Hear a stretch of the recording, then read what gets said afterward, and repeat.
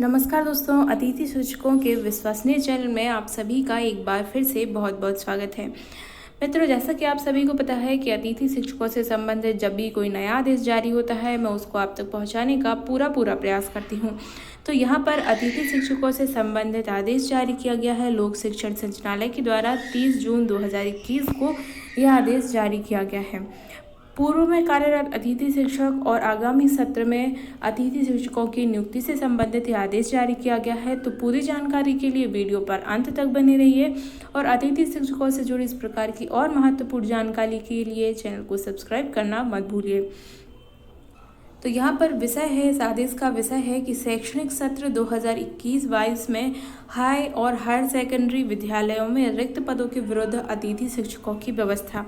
देखिए, जो पिछला सत्र था 2020-21 का, उसमें भी हाई और हायर सेकेंडरी विद्यालयों में ही अतिथि शिक्षक रखे गए थे। पीएस और एमएस में अतिथि शिक्षक नहीं रखे गए थे, पर इस बार उम्मीद की जा रही थी कि इस बार पीएस और एमएस में भी अतिथि शिक्षक रखे जाएंगे। हो सकता है स्कूल ओपनिंग के बाद पीएस और एमएस में भी अतिथि शिक्षक रखे जाएं, या फिर आगामी कुछ दिनों के बाद माध्यमिक और प्राथमिक शालाओं के अतिथि शिक्षकों से संबंधित भी कोई आदेश जारी किया जाए। इस प्रकार की हम आशा करते हैं। पर यहाँ पर यह आदेश केवल हाई और हायर सेकेंडरी विद्यालयों के अतिथि शिक्षकों से संबंधित है।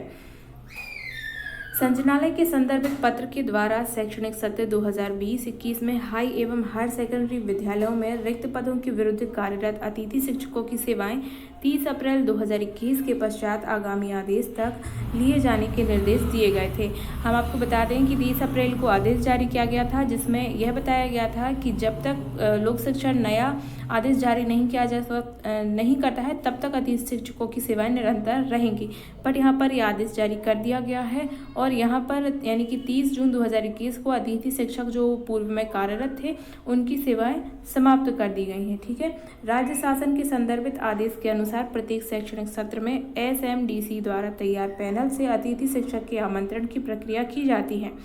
शैक्षणिक सत्र 2020-21 में कार्यरत अतिथि शिक्षकों की सेवाएं 30 जून 2021 तक ली जाएं। देखिए, यहाँ पर स्पष्ट कर दिया गया है कि जो शैक्षणिक सत्र 2020-21 के कार्यरत अतिथि शिक्षक थे, उनकी सेवाएं 30 जून 2021 तक ली जाएं और नवीन शैक्षणिक सत्र यानी कि सत्र 2021-22 के लिए रिक्त पदों के विरुद्ध अतिथि शिक्षकों के आमंत्रण हेतु दिनांक 7 जुलाई 2021 को एसएमडीसी की बैठक आयोजित करते हुए अतिथि शिक्षक व्यवस्था हेतु निम्नानुसार कार्यवाही की जाए। यानी कि जो शाला प्रमुख हैं, वे एसएमडीसी की बैठक बुलाएंगे 7 जुलाई को और उसमें अतिथि शिक्षकों को आमंत्रण से संबंधित जो है चर्चा की जाएगी, जिसमें कुछ कार्यवाही इस प्रकार से करना है कि अतिथि शिक्षकों के आमंत्रण में माननीय उच्च न्यायालय द्वारा दिनांक 11/10/2018 को दिए गए निर्णय की निम्नानुसार कंडिका 27(3) का पालन किया जाए।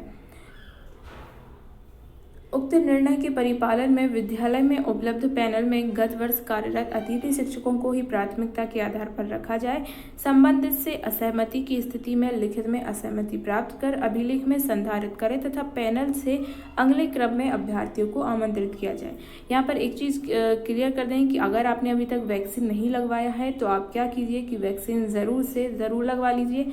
अगर आपने आपके फर्स्ट डोज नहीं लगा है तो आप फर्स्ट डोज लगवा लीजिए, और अगर आपका फर्स्ट डोज लगने के बाद सेकंड डोज की डेट आ गई है तो आप सेकंड डोज भी ज़रूर लगवाइए, क्योंकि बहुत से लोगों को देखा गया है कि फर्स्ट डोज के बाद बहुत से लोग जो है सेकंड डोज के लिए नहीं जाते हैं।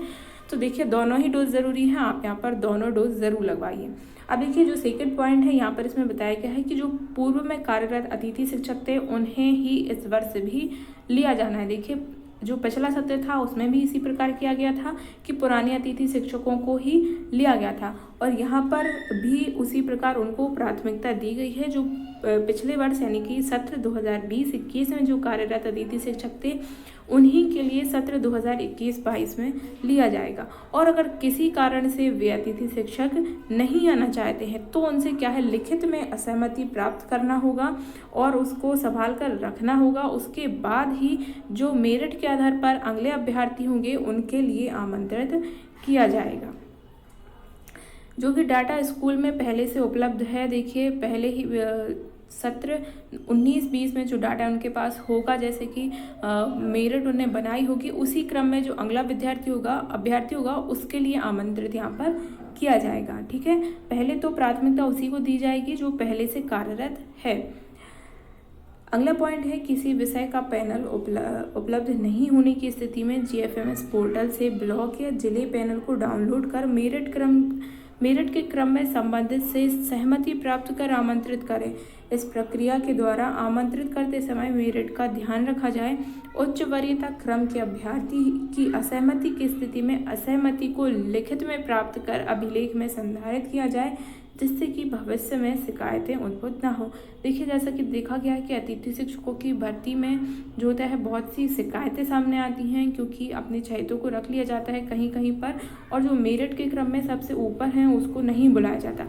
तो यहाँ पर इन्होंने स्पष्ट कर दिया है कि मेरिट का ध्यान में रखा जाए और जो उच्च वरीयता वाले हैं, मतलब हाईएस्ट मेरिट जिनका है, उनके लिए बुलाया जाए, और अगर वो मना कर रहे हैं तो उनसे लिखित में असहमति लेना बहुत ही ज़रूरी है यहाँ पर, ताकि कोई भी अगर शिकायत करता है तो उनके पास वह लिखित असहमति हो। अगला पॉइंट यहाँ पर बताया गया है कि अतिथि शिक्षकों को आमंत्रित करने के पूर्व यह सुनिश्चित करें कि आवेदक की GFMS पोर्टल में पंजीकृत जानकारी सत्यापित है, अर्थात आवेदक के पास स्कोर कार्ड है तथा स्कोर कार्ड में उस विषय के पैनल में स्कोर प्रदर्शित हो रहा है। संस्था प्रमुख GFMS पोर्टल से आवेदक का स्कोर कार्ड डाउनलोड कर अभिलेख में संधारित करें।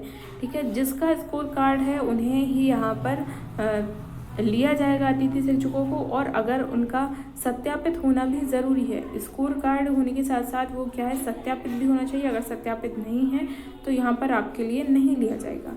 संचालक के पत्र क्रमांक 2013 और दिनांक दी गई हैं। बाकी जो शर्तें हैं अतिथि शिक्षकों की नियुक्ति की वो पहले जो जारी की गई थी वही रहेंगी।